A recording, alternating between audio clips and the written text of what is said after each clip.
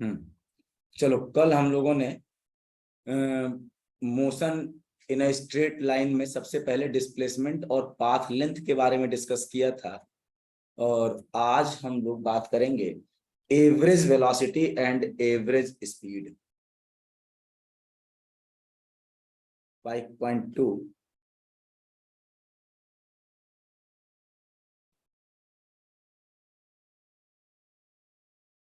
Average velocity and average speed. अब देखो, average velocity और एवरेज स्पीड में डिफरेंस क्या है और ये दोनों चीजें क्या हैं, पहले इसको समझते हैं। सबसे पहले तो हम बात करेंगे वेलोसिटी या स्पीड के बारे में। वर्ड हम वेलोसिटी या फिर स्पीड के बारे में चर्चा करेंगे। भाई, टाइम के चेंज होने पर पार्टिकल का पोजीशन चेंज होगा, नहीं भी होगा, हो भी सकता है, दोनों चीजें हो सकती है। अगर पार्टिकल की पोजीशन चेंज हो रही है, मान लो आपके पास दो पार्टिकल हैं और दोनों अपनी पोजीशन टाइम के रिस्पेक्ट में चेंज कर रहे हैं, कोई एक ही समय में ज्यादा पोजीशन में चेंज किया और कोई एक ही टाइम इंटरवल में पोजीशन में कम चेंज किया। इसका मतलब जो कम किया वो क्या है, जो ज्यादा किया उसको क्या बोलेंगे? तो उसके लिए हम लोगों ने एक साइंस में टर्म यूज कर लिया, वेलोसिटी और स्पीड। इसका मतलब ये है कि कौन पार्टिकल अपनी पोजीशन को कितनी तेजी से चेंज कर रहा है, तो वहां पर हम कहेंगे कि उसकी वेलोसिटी उतनी ही ज्यादा है। और जो पार्टिकल अपनी पोजीशन को धीमे धीमे चेंज कर रहा है, तो हम कहेंगे कि उसकी वेलोसिटी कम है। तो वेलोसिटी या स्पीड की, अगर वेलोसिटी के मैग्नीट्यूड की बात करें और स्पीड की हम बात करें, तो स्पीड और वेलोसिटी आपको ये बताता है कि कौन सा पार्टिकल कितनी तेजी से अपनी चीजों को, अपने पोजीशन को चेंज कर रहा है, मतलब फास्टनेस या slowness of the change in position of the body. ये हमें बताता है वेलोसिटी के बारे में। ये वेलोसिटी इन सभी चीजों के बारे में डिस्कस करता है। तो टर्म हमें वेलोसिटी की जरूरत इसीलिए पड़ी कि भाई पार्टिकल अपनी पोजीशन को चेंज कर रहा है। t1 टाइम पर पार्टिकल की पोजीशन x1 थी, t2 टाइम पर पार्टिकल की पोजीशन x2 थी। इसका मतलब टाइम के चेंज होने पर पार्टिकल की पोजीशन चेंज हो रही है। तो कौन पार्टिकल कितना तेज चेंज कर रहा है, कौन पार्टिकल कितना धीमे धीमे चेंज कर रहा है, इस बात का डिस्कशन हम कैसे करेंगे, उसके लिए हमें एक नया टर्म यूज करना पड़ेगा, और हम लोगों ने वही टर्म वेलोसिटी और स्पीड के फॉर्म में यूज किया। ठीक है, तो अब बात करेंगे हम लोग एवरेज वेलोसिटी की। वेलोसिटी भी हमारे दो तरह के होते हैं, एवरेज वेलोसिटी। तो एवरेज वेलोसिटी क्या होती है, यहां पर मैं इस बात को लिख दे रहा हूं और लिखते जाओ मेरे साथ साथ। Average velocity is defined as the change in position, defined as the change in position or displacement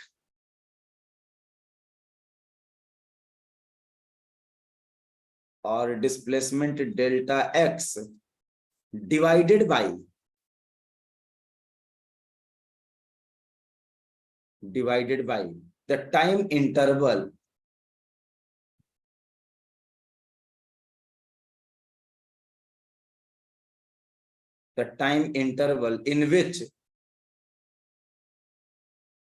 time interval in which the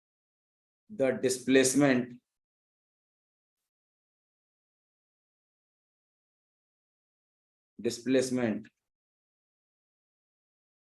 occurs। मतलब एवरेज वेलोसिटी किसको डिफाइन करता है? The change in position or displacement divided by the time interval in which the displacement occurs. तो अब देखो, इसको कैसे हम लोग डिफाइन करते हैं कि मान लो आपके पास ऐसे हम लिख रहे हैं एवरेज वेलोसिटी, और इसको हम देते हैं v से या v बार से, और ये होता है change in position x2 minus x1 divided by time taken t2 minus t1। और इसे हम लिखते हैं delta x by delta T. अब मान लो where x1 and x2 are the positions of the particle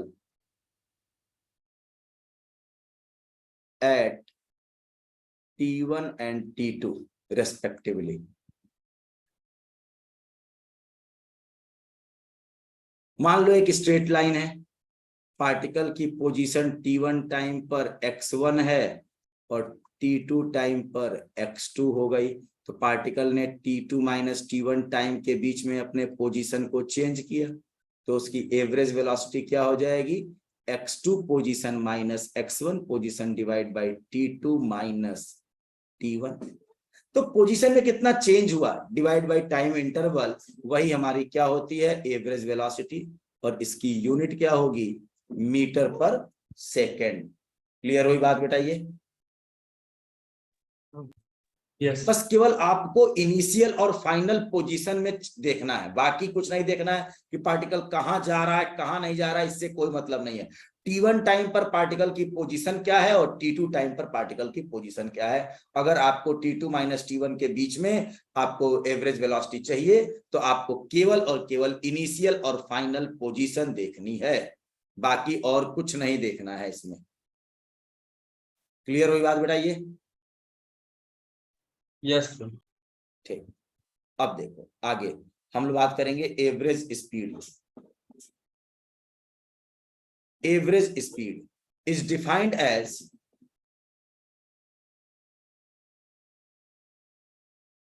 average speed is defined as the total path length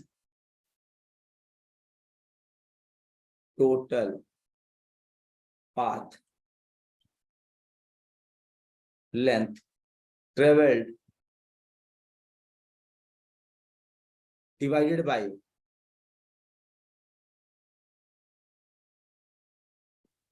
total time interval।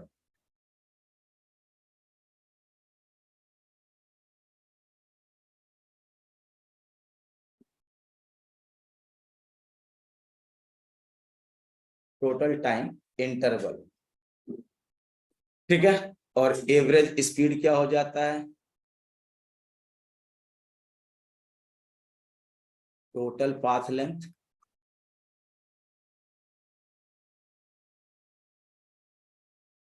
Divided by total time.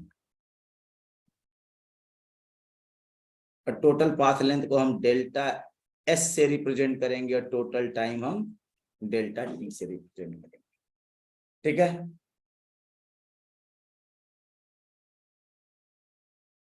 Clear हुई बात बताइए? तो average speed का मतलब है कि पार्टिकल T1 टाइम से लेके T2 टाइम के बीच में जितना डिस्टेंस ट्रेवल करेगा सबको ऐड कर दो, सारी चीजों को देख लो, डिवाइड बाय टोटल टाइम, वो आपकी एवरेज स्पीड हो जाएगी। और एवरेज वेलोसिटी आपकी क्या है, बस पोजीशन देखिए, स्पीड आपकी स्केलर क्वांटिटी है और वो आपका वेक्टर क्वांटिटी है, ठीक है। वेलोसिटी आपकी यहाँ पर मैं लिख देता हूँ कुछ नोट बना के ऐसे। पहला आपका नोट, अक्सर हम लोग जो नोट लिखते हैं उसी के फॉर्म में हम चीजों को कर दे रहे हैं। सर एवरेज वेलोसिटी को ये नहीं कर सकते total distance displacement travel upon total time taken? Total displacement बेटा, टोटल वर्ड डिस्प्लेसमेंट में हम नहीं करेंगे ना, इनिशियल पोजीशन और फाइनल पोजीशन बस बस मान लें उसका चेंज होगा तो वो तो खुद ही डिस्प्लेसमेंट आ जाएगा ना। टोटल का मतलब ये है कि कई जगहों के डिस्प्लेसमेंट को ऐड करना। अच्छा, वो चीजें होंगी वेक्टर के फॉर्म में, वो काम करना है, मैं वही बात लिख रहा हूं। जो आपकी वेलोसिटी है ये क्या है, वेक्टर, और स्पीड क्या है आपका, स्केलर। अब दूसरा नोट आपका क्या है, दूसरा नोट ये है कि अगर पार्टिकल स्ट्रेट लाइन पे चलते हुए अपने डायरेक्शन को चेंज नहीं कर रहा है तो magnitude of average velocity and इस मैग्नीट्यूड ऑफ ये and speed, average speed will be equal. ठीक है। तो यहां पर इस बात को लिख सकते हैं, average speed will be equal to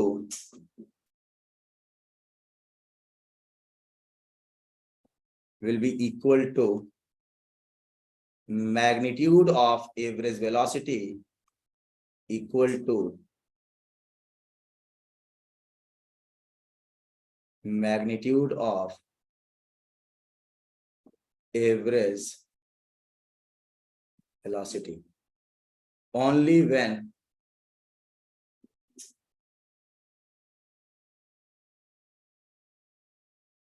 particle is moving on a straight line in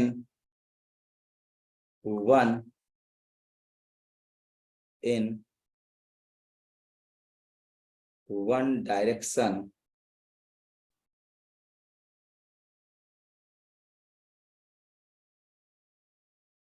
only। मतलब अगर पार्टिकल केवल और केवल एक डायरेक्शन में चल रहा है और स्ट्रेट लाइन पे है, तो उस केस में मैग्नीट्यूड ऑफ एवरेज वेलोसिटी, उस केस में आपका magnitude of average velocity and average speed दोनों क्या होंगे, इक्वल होंगे। क्लियर हुई बात बेटा? ये अगर पार्टिकल अपनी डायरेक्शन को चेंज ही ना करे, तो टोटल चली गई दूरी और टोटल डिस्प्लेसमेंट का मैग्नीट्यूड क्या होगा, आपस में बराबर होगा। क्लियर हुई बात बेटा? ये यस। अब हम लोग यहां पर एक क्वेश्चन करेंगे। क्वेश्चन क्या है, देखिए। क्वेश्चन में ये बोला जा रहा है कि एक कार है जो एक इस लाइन पर ऐसे चल रहा है, और ये आपके एनसीईआरटी का ही क्वेश्चन भी है।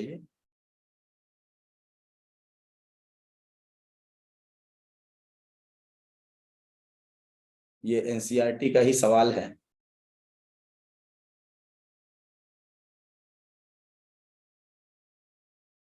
ये मान लो आपका ओरिजिन है ओ, और ये 0 भी है, ये 40, 80, 120,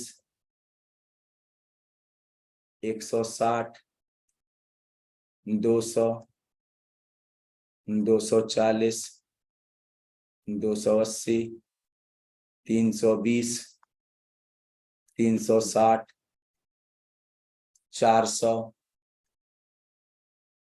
440, ये पूरा का पूरा आपका मीटर में है। और इधर -40, -80, -120, और ये पॉइंट आपका ओ भी है, यही पॉइंट आपका ओ है। और आपका पार्टिकल बोला जा रहा है कि car is moving along a straight line, एक स्ट्रेट लाइन पर चल रहा है। It moves from O to P in 18 second. O से पी, और पी आपको दिया गया है 360 पे। अब देखो क्वेश्चन में बोला जा रहा है कि एक पार्टिकल है, ओ से कहां जा रहा है, पी जा रहा है, कितने समय में, t = 18 सेकेंड। क्लियर हुई बात? And return from p to q, 18 second में गया, और p से फिर कहां रिटर्न हुआ, q पे रिटर्न हुआ, कितने सेकेंड में, t = 6 सेकेंड। 6 सेकेंड उसे लगा p से q आने पे। अब q कहां है, q यहां है। ओ से पी गया 18 सेकेंड में, और पी से क्यू गया वापस 6 सेकेंड में। बोला जा रहा है what are the average velocity and average speed of the car in going from O to P. Question है आपका, एवरेज वेलोसिटी और एवरेज स्पीड निकालना है इन गोइंग फ्रॉम आपका ओ टू पी, और दूसरा सवाल है एवरेज वेलोसिटी और average speed on going from O to P and back to Q. O से पी और फिर वापस क्यू आने में पूरा का पूरा आपका एवरेज वेलोसिटी और एवरेज स्पीड बतानी है। तो अब बताओ, ओ पे शुरुआत में है तो हम बोल सकते हैं किसका x1 है 0 और t1 होगा 0, और जब ओ से पी गया पार्टिकल तो ये इसकी पोजीशन x2 होगी प्लस 360 मीटर और t2 होगा 18 second.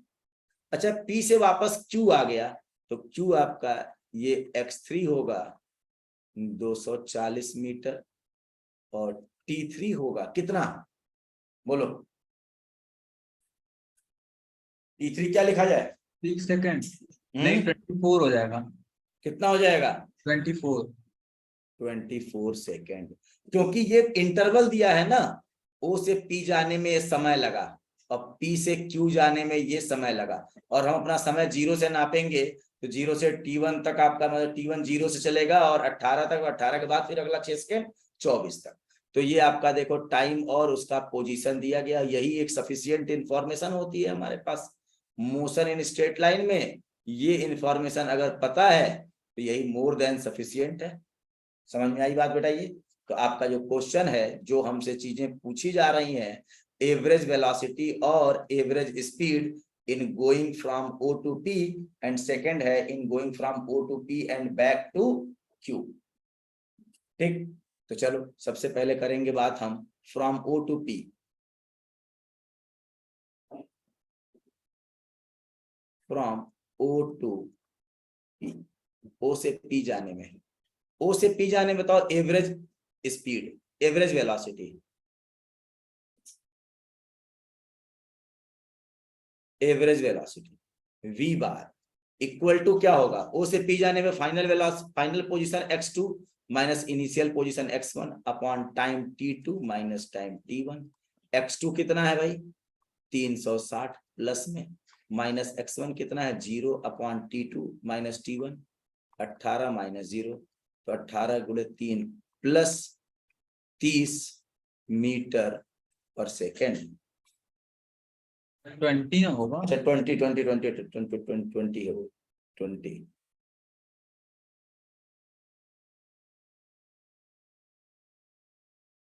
20 meter per second. Average velocity, average speed, average speed क्या हो जाएगा? Delta S by delta T. Delta S, O से पी कितनी दूर चला है? ये 360 मीटर चला है। कितने समय में चला है? 18 सेकेंड में। ओ से पी में पार्टिकल ने अपनी डायरेक्शन को चेंज नहीं किया, पी पर आके चेंज किया, लेकिन ओ से पी जाते समय अपनी डायरेक्शन को चेंज नहीं किया। तो डिस्प्लेसमेंट का मैग्नीट्यूड और ये वेलोसिटी का मैग्नीट्यूड और स्पीड बराबर होंगे, और ये भी क्या होगा आपका 20 मीटर पर सेकेंड। देख लो, इसका मैग्नीट्यूड निकाल दो, ये इसके बराबर ही तो है। क्लियर हुई बात बेटा ये? और दूसरा है from O to P and back to Q. O से P and back to Q क्या हो जाएगा? V average x3 final position, x3 initial position xo है और फाइनल पोजीशन क्या है? q है। x3 minus x1 upon t3 minus t1, और ये वैल्यू क्या हो गई? x3 माइनस x1 मतलब 240 माइनस 0 अपॉन 24 माइनस 0, और ये हो गया प्लस 10 मीटर पर सेकेंड। ठीक है, और एवरेज स्पीड कितना दूरी चला है?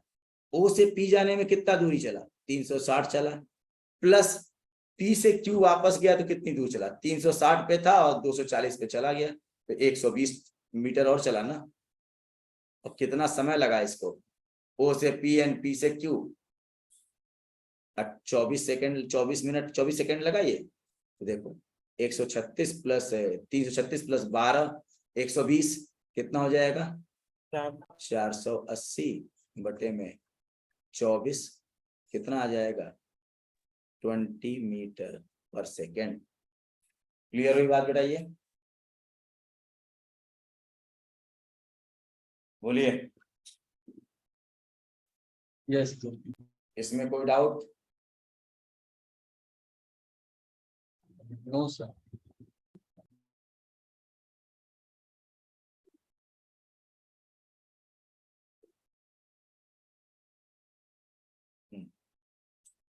अब इसके बाद हम बात करेंगे instantaneous velocity and instantaneous speed का।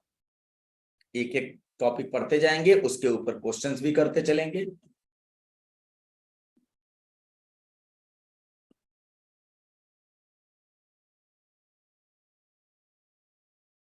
फाइव पॉइंट थ्री, 5.3 आपका क्या है? Instantaneous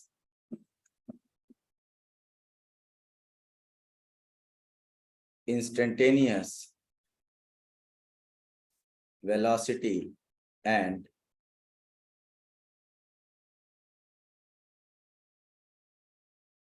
instantaneous speed. Instantaneous velocity and instantaneous speed. अब देखो, सबसे पहले हम बात करेंगे इंस्टेंटेनियस वेलोसिटी।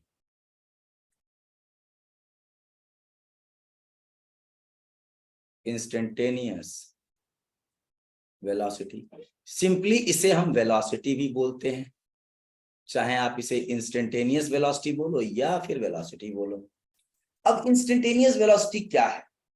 आप ये सोचो कि इसे मान लो कि आपसे कहा गया कि भाई आप यहां से कानपुर जाओ, 100 किलोमीटर है, 2 घंटा लगा आपको जाने में। तो आपको टोटल डिस्टेंस पता है और टोटल टाइम पता है, कितना समय में जाना है, कितना डिस्टेंस है। तो आपने total distance divide by total time कर दिया, तो आपको एवरेज स्पीड पता चल गई। अगर डायरेक्शन भी उसमें होगा तो एवरेज वेलोसिटी हो जाएगी। किस डायरेक्शन में गए, डायरेक्शन के साथ अगर बात कर लें तो वो एवरेज वेलोसिटी हो जाएगी। तो बेटा आपने एक फाइनाइट टाइम लिया ना, तब आपने एक ऑन एवरेज अपनी चीजें बता दी। जैसे मान लो कि आप शहर से बाहर निकले तो शहर के अंदर इतना जाम लगा हो कि आपका 1 घंटा तो शहर के अंदर ही, शहर से बाहर निकलने में लग गया। और आपने कुल मिला के जो दूरी चली है वो 30-35 किलोमीटर चली है। और जब शहर से बाहर निकले तो अगला 1 घंटा जो था आपको उसमें 70-80 किलोमीटर चलना पड़ गया। तभी तो आप वहां पे पहुंच पाओगे, क्योंकि आपको इधर समय ज्यादा लग गया, उधर समय कम है आपके पास, तो आपको तेज चलना पड़ जाएगा। तो वो सब कुछ काउंट करके एक एवरेज वर्ड हम लोगों ने बोला कि ऑन एवरेज हमारी स्पीड या वेलोसिटी ये है। क्लियर हुई बात बेटा? ये जैसे आप देखते होगे कि जब कभी बस में जाते होगे, पूछते हो लखनऊ आना है, तो बस ड्राइवर्स पूछते भैया कितने बजे तक आप वहां पहुंचा देंगे। तो आपको मालूम है कि आपके आजमगढ़ से लखनऊ मान लो 400-350 किलोमीटर है, और कितने देर में पहुंचाएगा? 4 घंटे लगभग लग जाएंगे। तो लगभग 4 घंटे लग जाएंगे, तो आपने उसका अंदाजा लगा लिया कि वो किस स्पीड से चल रहा होगा। समझ में आई बात बेटा? ये तो जो आपने वो अंदाजा लगाया ना, वही एवरेज था, वही एवरेज था। लेकिन आप रोड पे खड़े हो और एक बाइक वाला आपके सामने से तेजी से गुजर गया, सेकंडों भर नहीं लगा, वो आपके सामने से गायब हो गया। तो उस समय जो आप उसकी फील करोगे ना, वो उसकी इंस्टेंटेनियस फील करोगे, चाहे वो वेलोसिटी हो चाहे वो स्पीड हो। वेलोसिटी में होगा तो डायरेक्शन होगी, स्पीड होगा तो डायरेक्शन को मतलब नहीं है। हम जब बाइक या स्कूटी या कार चलाते हैं तो हमारे पास एक मीटर लगा होता है जो हमारी उस गति को बताता है। गति मतलब वही स्पीड, और उसका नापने के लिए जो मीटर उसके अंदर लगा होता है ना, उसका नाम स्पीडोमीटर होता है। क्या होता है? स्पीडोमीटर। तो वो डायरेक्शन से मतलब नहीं है, वो बताता है कि आपकी कार कितने स्पीड से चल रही है, आपकी गाड़ी हर एक समय पर कितने स्पीड से चल रही है। पहले तो एनालॉग वाले आते थे, अब तो डिजिटल आ गया है। वो नंबर ब्लिंक कर देता है, भाई ये नंबर चल रहा है, कभी 54, कभी 55, कभी 56, कभी 58, कभी 60, कभी 70, कभी 80 किलोमीटर पर घंटे वहां पे लिखा होता है।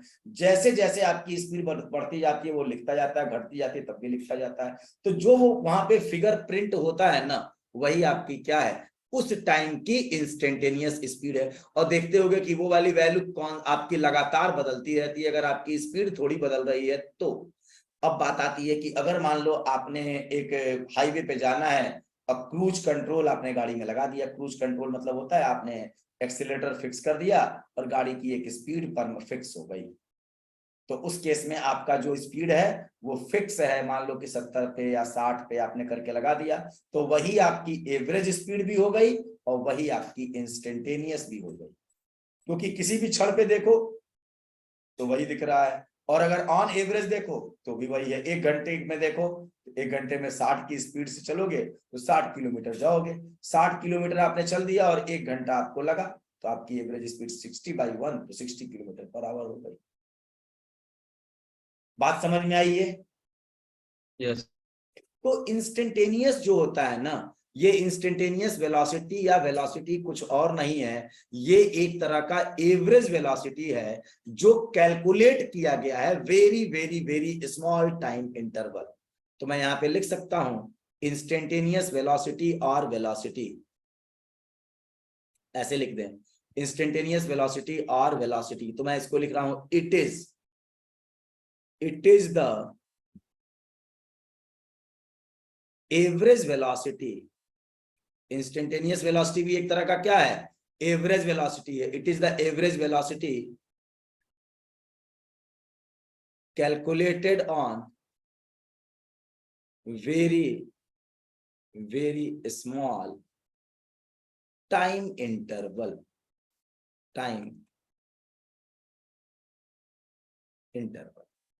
मतलब ये इंस्टेंटेनियस वेलोसिटी या वेलोसिटी है, ये कुछ और नहीं है, ये एक तरह की एवरेज वेलोसिटी है जो बहुत ही छोटे से टाइम इंटरवल पर कैलकुलेट की गई है। और अगर हम बात करें इसको v से लिखें तो v इक्वल टू हम लगाते हैं limit delta t tending to 0 और delta x by delta t। अब कहोगे delta x by delta t क्या है?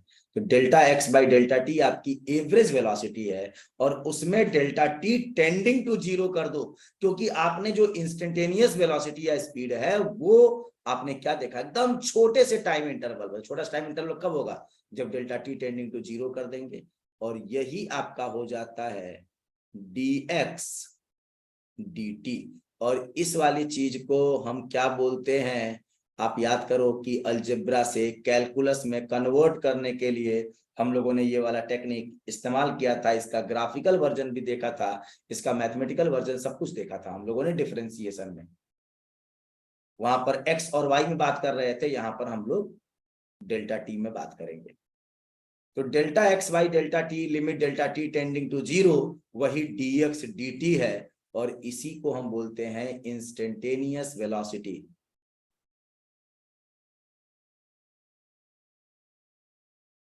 इंस्टेंटेनियस वेलोसिटी और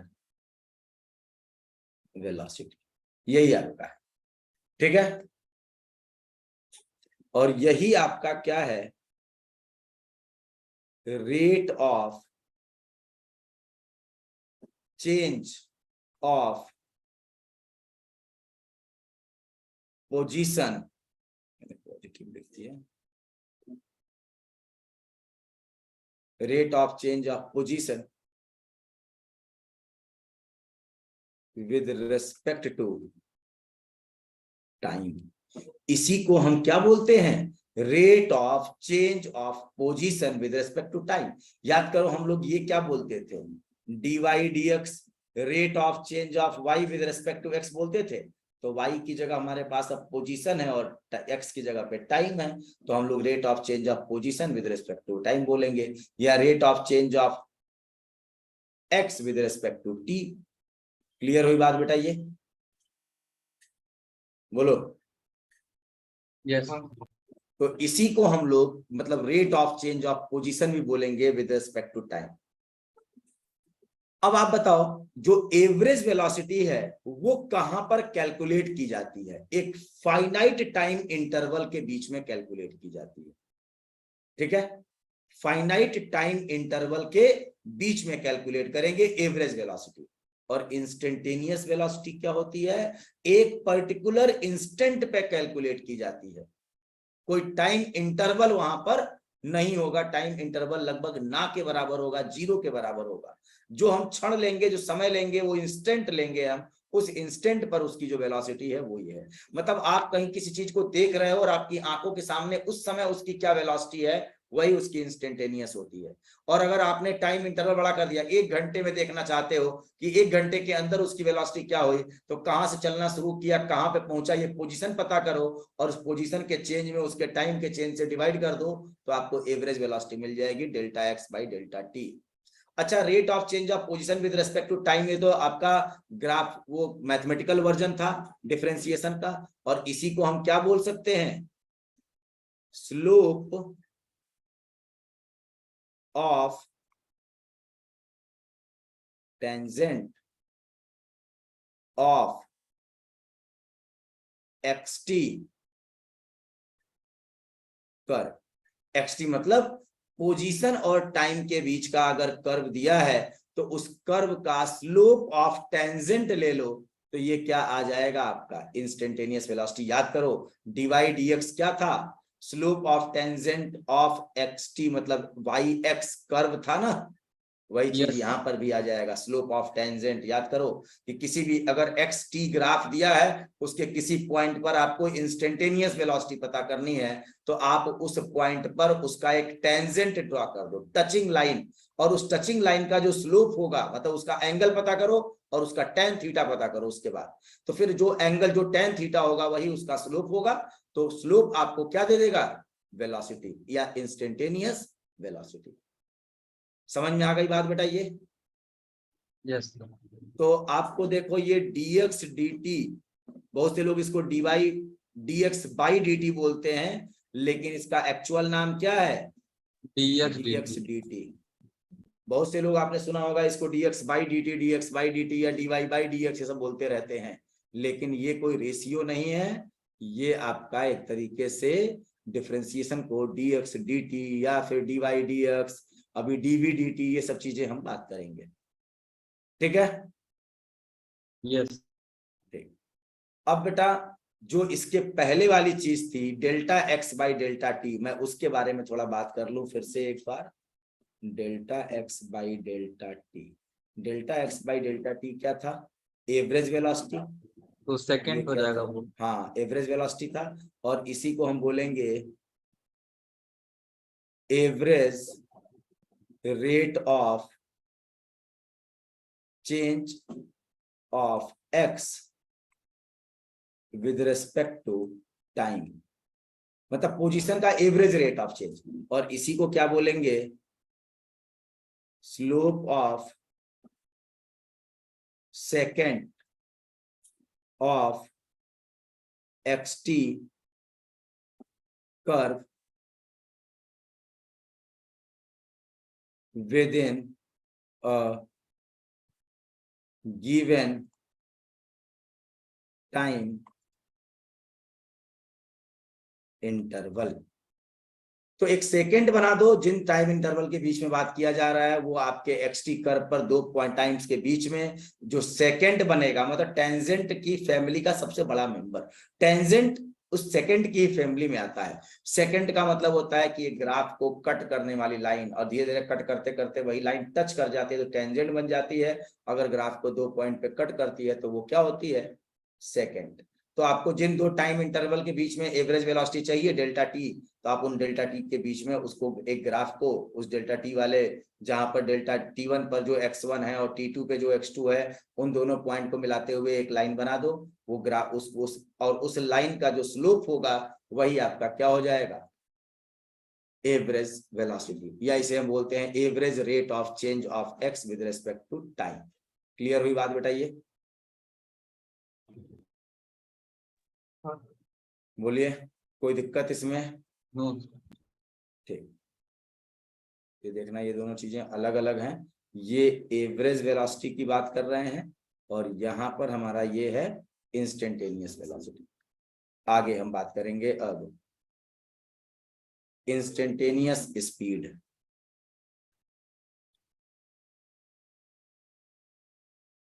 इंस्टेंटेनियस स्पीड, इंस्टेंटेनियस स्पीड और स्पीड, इसको दो तरीके से डिफाइन करते हैं। एक चीज क्या है कि average speed calculated at the very very very small time interval,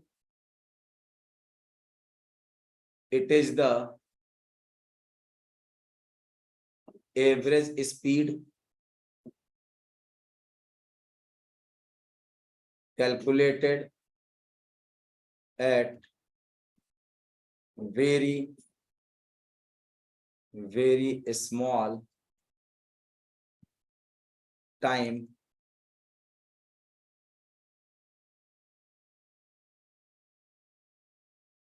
interval। तो अब आपकी देखो एवरेज जो स्पीड है ये क्या होगा, क्या लिखेंगे, limit delta T tending to 0 delta S by delta T, और delta S by delta T क्या हो जाएगा आपका D S D T, D S D T. ठीक है, इसे ऐसा भी बोल सकते हैं, या क्या बोला जाता है, it is the magnitude of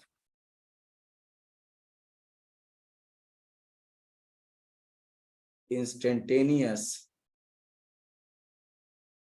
velocity. ये इंस्टेंटेनियस वेलोसिटी का मैग्नीट्यूड होता है, मतलब आपका जो स्पीड है वो कुछ नहीं है, मॉड ऑफ v कर दो या फिर मॉड ऑफ dx dt कर दो। dx dt आपका v है तो उस मॉड ले लो, मतलब मैग्नीट्यूड वहां डायरेक्शन हटा दो, केवल मैग्नीट्यूड बता दो, वही आपका क्या होता है स्पीड। ठीक है, इसकी भी यूनिट आपकी मीटर पर सेकेंड और ये भी आपका मीटर पर सेकेंड। क्लियर हुई बात बेटा? ये सिंपल सी डेफिनेशन है, छोटी सी ये। ठीक है, आगे बढ़े बेटा। यस। चलो अब इसके बाद क्वेश्चन आते हैं। क्वेश्चन ये है कि the position of an object moving along x axis is given bye, ये भी आपके एनसीईआरटी का ही सवाल है। द पोजीशन आपका दिया गया है x equal to a plus b t square.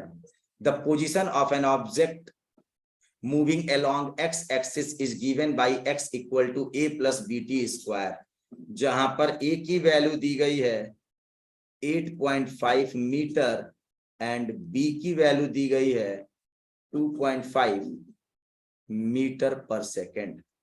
a और b की वैल्यू दी गई है। ठीक है, what is its velocity at t equal to 0 second, मतलब आपसे पूछा जा रहा है v क्या होगा, मतलब instantaneous velocity at t equal to 0 second and t equal to 2 second. 0 second पर क्या होगा और 2 सेकेंड पर इसकी वेलोसिटी क्या होगी, पहला सवाल ये है। दूसरा सवाल आपसे क्या पूछा, what is the average velocity between, मतलब आपका v एवरेज, और ये क्या पूछा जा रहा है, between t equal to 2 second to t equal to 4 second. 2 second से लेके 4 सेकेंड के बीच में इसकी एवरेज वेलोसिटी की वैल्यू क्या होगी, between t equal to 2 second to t equal to 4 second. अब इस क्वेश्चन को देखा जाए क्या बोला जा रहा है इसमें, इस क्वेश्चन में क्या बोला जा रहा है, इसको देखो। ये बोला जा रहा है x equal to a plus b t, तो आपसे इसकी वेलोसिटी पूछी जा रही है। तो वेलोसिटी होता क्या है बेटा, rate of change of position. तो यहां से v क्या होगा, dx dt, यही हमारा v होगा, और हम a को डिफरेंशिएट करेंगे 0, t स्क्वायर है ना, तो a को करेंगे तो 0 प्लस 2bt। ये हमारे पास फॉर्मूला आ गया कि v इक्वल टू क्या है, 2bt। v इक्वल टू क्या है, 2bt। अब बेटा t इक्वल टू 0 पर v क्या होगा, at t equal to 0 second v equal to 0 meter per second, t equal to 2 second v equal to 2 into b into 2, और बेटा b की वैल्यू 2.5 है तो 2 इंटू 2.5 इंटू 2, तो ये हो जाएगा +10 मीटर पर सेकेंड। वेलोसिटी आपकी 0 सेकेंड पर तो 0 ही आ गई और 2 सेकेंड पर इसकी इतनी आ गई। अब आपसे पूछा जा रहा है एवरेज वेलोसिटी। एवरेज वेलोसिटी हमेशा change in position divide by time taken से निकालेंगे। पहला पार्ट तो आपका हो गया। अब दूसरा पार्ट एवरेज वेलोसिटी।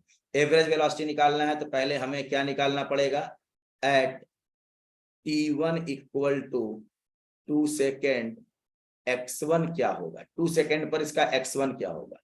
बेटा इस वाले पोजीशन, इस वाले इक्वेशन में x की t की वैल्यू 2 सेकेंड रखेंगे तो a प्लस b इंटू 2 का स्क्वायर, और a की वैल्यू 8.5 है प्लस b की वैल्यू 2.5 इंटू 2 का स्क्वायर 4, और 8.5 इंटू 2.5 ये प्लस 2.5 इंटू 4 ये हो जाएगा 18.5 मीटर प्लस में। At t2 equal to 4 second, अब देखो इसका x2 क्या हो जाएगा, a प्लस b इंटू 4 का स्क्वायर 8.5 प्लस 2.5 इंटू 16, और ये हो जाएगा 48.5 मीटर। 16, 32 और 8 40, तो ये हो जाएगा 40 और 8.5 48.5, ये आपको आ गया। तो v एवरेज क्या होगा बेटा, x2 minus x1 upon t2 minus t1, तो ये है 48.5 माइनस 18.5 डिवाइडेड बाई 4 माइनस 2, कितना हो जाएगा 0 0 30/2, तो 15 मीटर पर सेकेंड आपका क्या होगा, एवरेज वेलोसिटी होगी। क्लियर हुई बात बताइए। सर ये जो इंस्टेंटेनियस स्पीड का फॉर्मूला निकाले हैं यहाँ पे, इंस्टेंटेनियस स्पीड नहीं, इंस्टेंटेनियस वेलोसिटी। इंस्टेंटेनियस वेलोसिटी, हाँ तो वो तो ये डिफिनेशन के हिसाब से जो जब टाइम जीरो के लिमिट जो हम करते हैं 0 की तरफ टेंड हो तब वो फॉर्मूला निकला। हाँ, लेकिन यहाँ पे जब 2 सेकेंड दिया है तब हम कैसे उस फॉर्मूला में पुट कर सकते हैं। भाई 2 सेकेंड इज द इंस्टेंट। बोला गया है कि find the velocity at t equal to 0 second.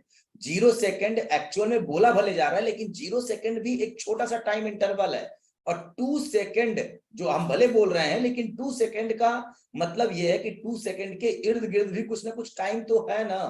आप डिफरेंशिएशन वाली बात भूल गए, फिर तब याद करो delta y by delta x, और जब limit delta x tending to 0 कर रहे थे तो वही dy dx हो जा रहा था। तब उतना तो वो क्लियर है, जैसे ये कारण कि ये t इक्वल टू 2 सेकेंड, वो तो 0 की तरफ टेंड नहीं ना कर रहा है। बेटा क्यों नहीं कर रहा है, मान लो कि आपका एक टाइम इंटरवल है, आपका टाइम इंटरवल ये है 2 सेकेंड से लेके 3 सेकेंड के बीच का, और आप उसका जो इंटरवल है उसका मान लो डेल्टा टी वही है 1 सेकेंड का, अगर वो डेल्टा टी टेंडिंग टू 0 कर दो तो 2 सेकेंड से 3 सेकेंड के बीच में टाइम इंटरवल 1 सेकेंड का है, 1 सेकेंड को टेंडिंग टू 0 कर दो तो डेल्टा टी आपका खत्म होके किसके बराबर आ जाएगा, 2 के बराबर। जैसे मान लो कि आपके पास t है, t का मतलब 2 सेकेंड है ये, और आपके पास t प्लस डेल्टा टी है 3 सेकेंड, तो अगर बेटा हम डेल्टा टी टेंडिंग टू 0 करें तो उस केस में आपका टाइम किसके बराबर टेंडिंग टू हो जाएगा, 2 सेकेंड पे ही तो होगा,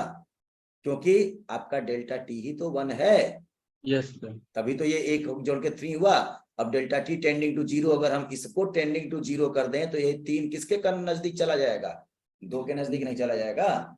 यस तो हमें डेल्टा टी इंटरवल को 0 कर रहे हैं, मतलब 2 इंस्टेंट है उनके बीच का इंटरवल 0 कर दो तो दोनों टाइम आपस में चिपक जाएंगे, एक ही बन जाएंगे वो। अच्छा, बात समझ में आई। तभी तो वो एक इंस्टेंट डिफाइन, एक्चुअल में देखो कभी भी टाइम लाइफ में कोई इंस्टेंट नहीं होता है, हमेशा इंटरवल होगा, लेकिन अगर वो इंटरवल छोटा से छोटा कर दिया जाए तो वो एक इंस्टेंट माना जा सकता है। समझ में आई बात बेटा ये।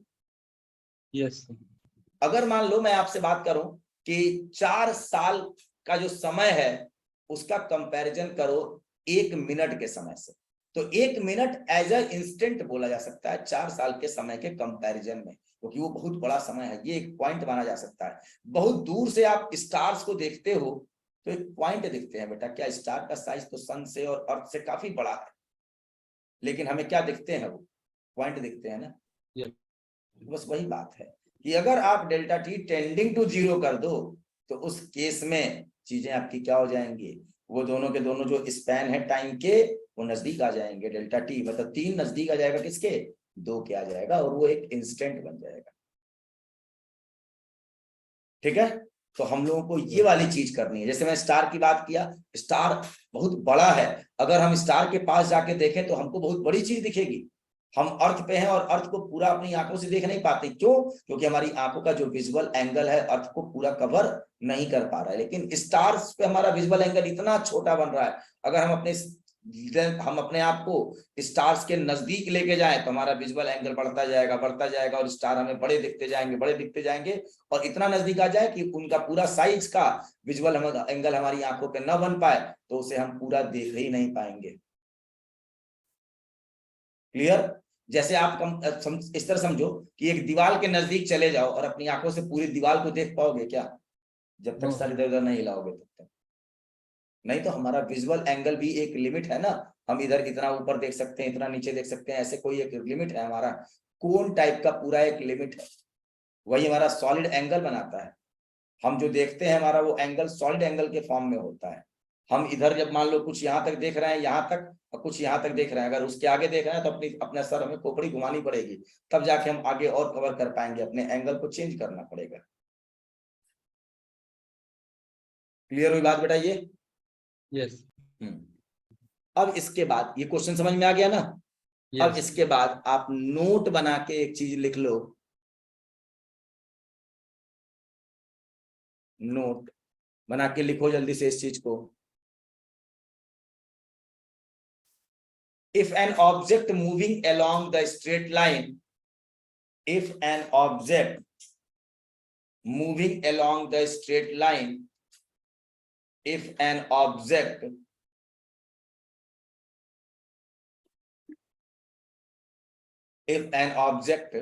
moving along the straight line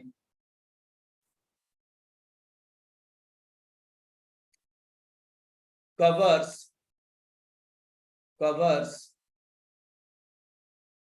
equal distance in equal intervals of time. If an object moving along a straight line covers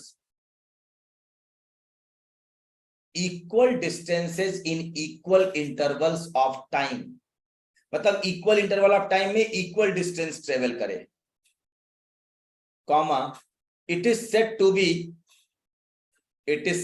be uniform motion, it is said to be uniform motion along a straight line। तो हम बोलेंगे कि straight line में पर along मतलब आपका straight line पर uniform motion हो रहा है आपका।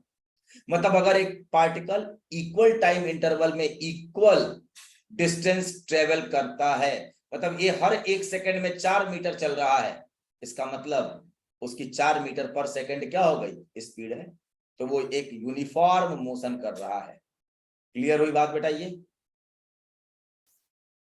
और यूनिफॉर्म मोशन में आपकी वेलोसिटी क्या होती है, कांस्टेंट होता है। यूनिफॉर्म मोशन के लिए वेलोसिटी क्या होती है, कांस्टेंट होगा। ठीक है। अब जब भी हम वर्ड वेलोसिटी बोले इसका मतलब इंस्टेंटेनियस वेलोसिटी, जब भी हम वर्ड स्पीड बोले इसका मतलब instantaneous speed.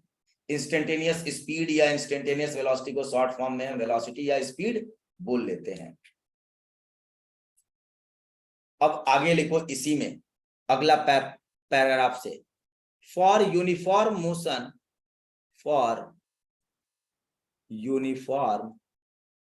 Motion velocity is same as the average velocity. Velocity is same as the average velocity. मतलब एवरेज वेलोसिटी और वेलोसिटी तब अलग अलग नहीं होंगे। अभी देखो न्यूमेरिकल में हम लोग काम किए तो कुछ एवरेज वेलोसिटी अलग आ रही थी और वेलोसिटी आपका अलग आ रहा था, ठीक है। तो जब आपका मोशन यूनिफॉर्म है मतलब उसकी वेलोसिटी कांस्टेंट है। फॉर यूनिफॉर्म मोशन, मैं यहां पे लिख दे रहा हूं यूनिफॉर्म मोशन मतलब v आपका क्या हो गया, कांस्टेंट।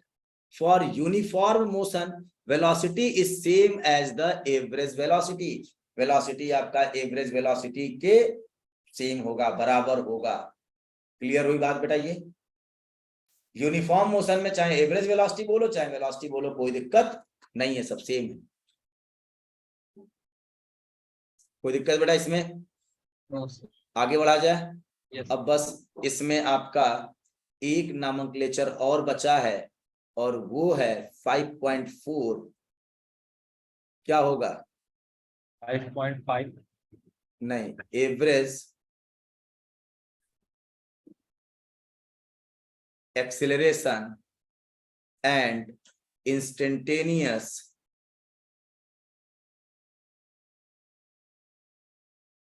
एक्सेलरेशन,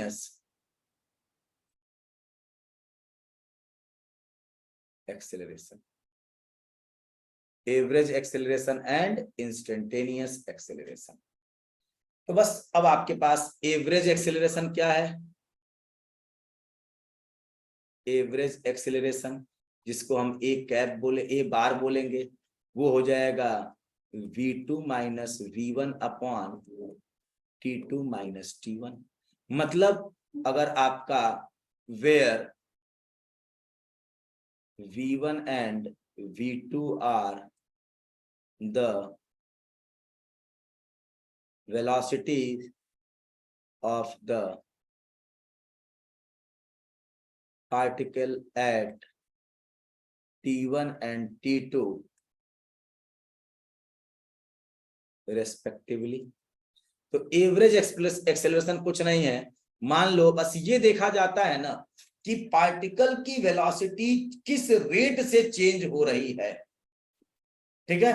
अगर t1 टाइम पर उसकी वेलोसिटी v1 है और t2 टाइम पर उसकी वेलोसिटी चेंज होकर v2 हो गई तो हम कहेंगे कि उसकी वेलोसिटी में चेंज आ रहा है और वो आपका क्या हो जाएगा, एवरेज एक्सेलरेशन दे बोला जाएगा। और इसे हम बोलेंगे delta v by delta T. और इस चीज को देखो, delta v by delta t ये क्या होगा, delta v by delta t ये आपका ए बार है और इसे बोलेंगे average rate of change of velocity with respect to time. Time के रेस्पेक्ट में हम बोलेंगे इसको average rate of change of velocity with respect to time. और यही क्या होगा, slope of second of VT curve. VT curve का स्लोप ऑफ सेकेंड होगा between the time interval t1 and t2। t1 और t2 के बीच का जो टाइम इंटरवल है उसमें आप उस vt कर्व का एक सेकंड बनाओ और उस सेकंड का जो स्लोप होगा वही क्या होगा, आपकी एवरेज एक्सेलरेशन होगा। क्लियर हुई बात बेटा? ये मतलब अगर वेलोसिटी आपका चेंज हो रहा है टाइम के साथ तो मान के चलो कि वहां पर एक टर्म और हम यूज करेंगे, उसे बोलेंगे एक्सेलरेशन। पार्टिकल की वेलोसिटी अगर चेंज हो रही है तो चेंज होती वेलोसिटी किसकी वजह से होती है उसका नाम देते हैं, वही कहते हैं कि एक्सेलरेशन आ गया। इसका मतलब उसकी वेलोसिटी में चीजें चेंज हो रही, ठीक है। अब इसके बाद बात आती है इंस्टेंटेनियस वेलोसिटी।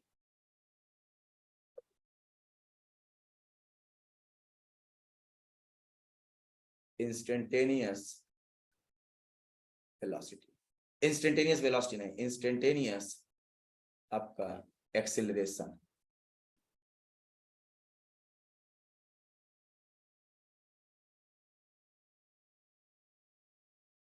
ये भी आपका क्या है, instantaneous acceleration is the average acceleration calculated at very very very small time interval, ठीक है। तो हम ये बोल सकते हैं कि एवरेज एक्सेलरेशन सिंबल के फॉर्म में देखो लिख देते हैं, ऐसे हम बोल देते हैं, it is average acceleration calculated at very small time interval। और ये जो a है वो आपका क्या होगा, limit delta t tending to 0 और delta v by delta t, और यही आपका एवरेज एक्सेलरेशन है और इसी को हम बोलेंगे dv dt। और ये होता क्या है, कुछ और नहीं, rate of change of velocity with respect to time है। और dv dt का मतलब वेलोसिटी टाइम ग्राफ पर अगर देखो तो आपका वही rate of change of velocity with respect to time, और यही क्या है, slope of tangent of vt curve. vt curve पर यही स्लोप ऑफ टेंजेंट को भी रिप्रेजेंट करता है, ठीक है। और एवरेज एक्सेलरेशन हो या इंस्टेंटेनियस एक्सेलरेशन हो, ये सब आपके क्या है, वेक्टर क्वांटिटी हैं।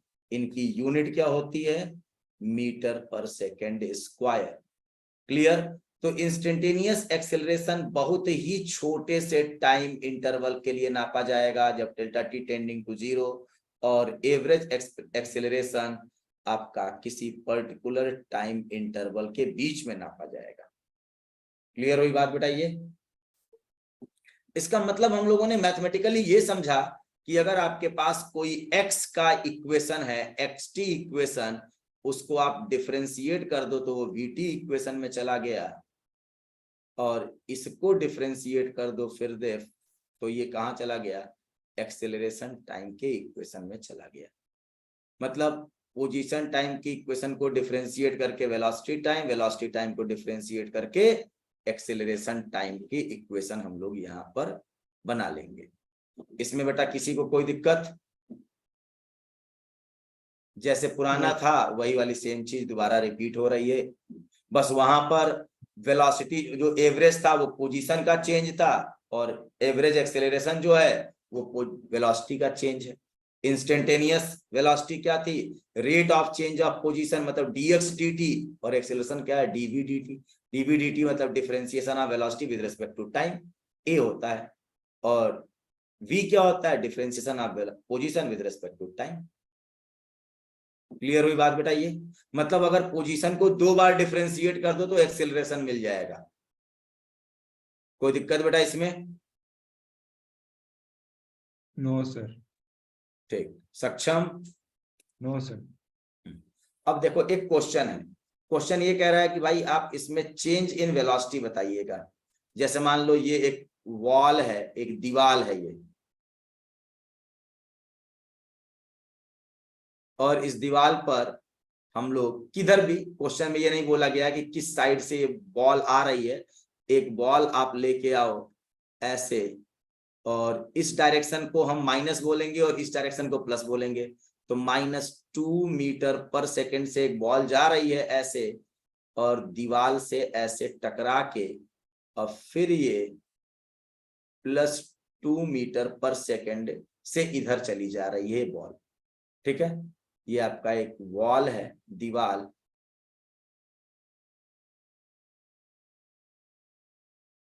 ये आपकी दीवार है ये, ठीक है, और इससे टकरा के ये ऐसे चला गया।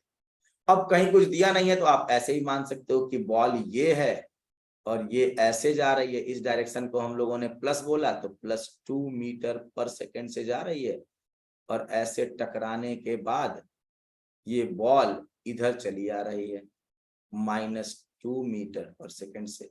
तो यहाँ पर पूछा जा रहा है कि चेंज इन वेलोसिटी क्या होगा, डेल्टा वी। डेल्टा वी होगा v2 - v1। आप बताओ, ये आपका v1 होगा और ये क्या होगा, v2। फाइनल कोलिजन के बाद तो ये मिला ना, तो आपका v2 क्या होगा 2 metre per second minus v1 क्या होगा -2 मीटर पर सेकेंड। इसका मतलब क्या हो जाएगा 4 मीटर पर सेकेंड का चेंज आया। अब अगर हम इस तरफ से देखें तो इनिशियल आपका v1 है और फाइनल ये आपका v2 है, तो आपका डेल्टा v क्या होगा v2 माइनस v1, तो -2 मीटर पर सेकेंड इधर से है आपका, इधर से आपका क्या है -2 metre per second minus v1 क्या है 2 मीटर पर सेकेंड, v1 आपका ये है, तो कुल मिला के -4 metre per second delta v। तो आप delta v -4 metre per second भी आंसर दे सकते हैं और डेल्टा v +4 मीटर भी आंसर दे सकते हैं। आपको अगर बताया नहीं गया है कि बॉल के लेफ्ट से या राइट से कहां से बॉल आ रही है, तो आप इसका आंसर ये भी दे सकते हो और ये भी दे सकते हो। और बस ये ध्यान रखो कि चेंज इन वेलोसिटी की डायरेक्शन क्या है, फाइनल वेलोसिटी की डायरेक्शन क्या है, इसमें फाइनल वेलोसिटी की डायरेक्शन क्या है निगेटिव वाली है ना, तो आंसर किस में आया निगेटिव में। यहां पर फाइनल वेलोसिटी की डायरेक्शन क्या है पॉजिटिव वाली है ना ये, तो आंसर क्या आया पॉजिटिव डायरेक्शन में। देखो क्लियर हुई बात बेटा ये, ठीक। तो हम लोगों ने जितने भी इसके जो नामनक्लेचर वाली चीजें थी कि एवरेज वेलोसिटी क्या होती है, इंस्टेंटेनियस वेलोसिटी क्या होती है, एवरेज एक्सेलरेशन क्या है, इंस्टेंटेनियस एक्सेलरेशन क्या है, ये सब कुछ हम लोगों ने कंप्लीट कर लिया। अब अगली क्लास हम लोग की मैथमेटिकल टूल की होगी और हम इसमें वीटी, एक्सटी और एटी ग्राफ आपको इक्वेशन दिया गया है, तो उसको कैसे एक दूसरे में कन्वर्ट करेंगे, एक इक्वेशन से दूसरी इक्वेशन कैसे बनाएंगे, प्लस हमारे जो लॉज ऑफ मोशन जो थे, मतलब equations of motion, laws of motion नहीं, इक्वेशंस ऑफ मोशन जो है फॉर कांस्टेंट एक्सेलरेशन के लिए हम लोग जो 3 इक्वेशंस 9th में पढ़े थे, x equal to ut plus half at square वाला और v equal to u plus at, उसको हम लोग डिजाइन करेंगे अगली क्लास में, ठीक है। और उसके बाद फिर उस पर हम लोग बेस्ड न्यूमेरिकल्स भी करेंगे, डिफरेंशिएशन और इंटीग्रेशन वाले रिलेटेड जो क्वेश्चंस हैं उन पर डिस्कस करेंगे, ठीक है। और इसके बाद जब ये काम खत्म हो जाएगा तो फिर ग्राफिकल रिप्रेजेंटेशन पे आएंगे और उसके बाद ग्राफ को डील करेंगे, कैसे इस तरह के ग्राफ हम लोग बनाते हैं, क्या करते हैं, ठीक है। उसके बाद फिर लास्ट में आपका एवरेज वेलोसिटी के कुछ नए कंसेप्ट्स हैं उनकी बात करेंगे और उसके बाद तो फिर हम लोग मोशन अंडर ग्रेविटी और रिलेटिव मोशन इन 1D ये करके ये चैप्टर पूरा कंप्लीट करेंगे। फिर इसमें शुरू करेंगे हम 2D 2 डायमेंशन,